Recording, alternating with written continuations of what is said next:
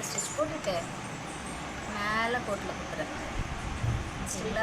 ஸ்ட்ரைட்டாக மேலே குத்திட்டு எடுத்துட்டு அப்படியே பாருங்கள் இழுக்கிறேன் ரிவர்ஸில். அந்த லாக் பாருங்கள் எங்கே வருது, கீழே வந்துருச்சு. கீழே வந்துருச்சு. நல்லா டைட் பண்ணிவிட்டு கீழே ஒரு லாக் ஸ்டிச்.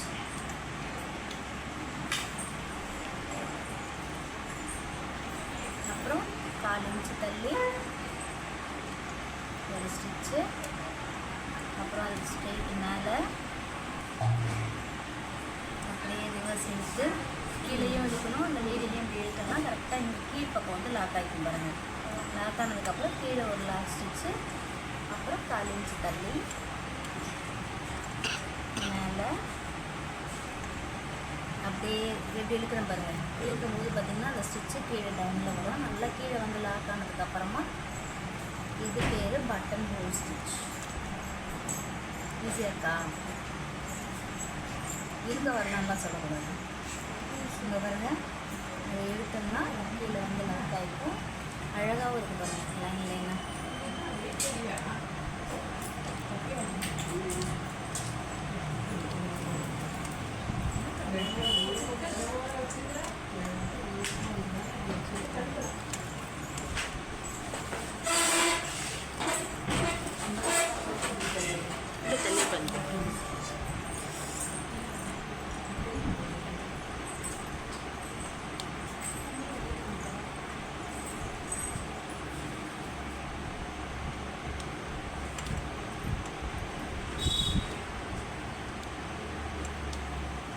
பார்த்தீங்களா? இப்போ தான் பார்க்குறீங்களா?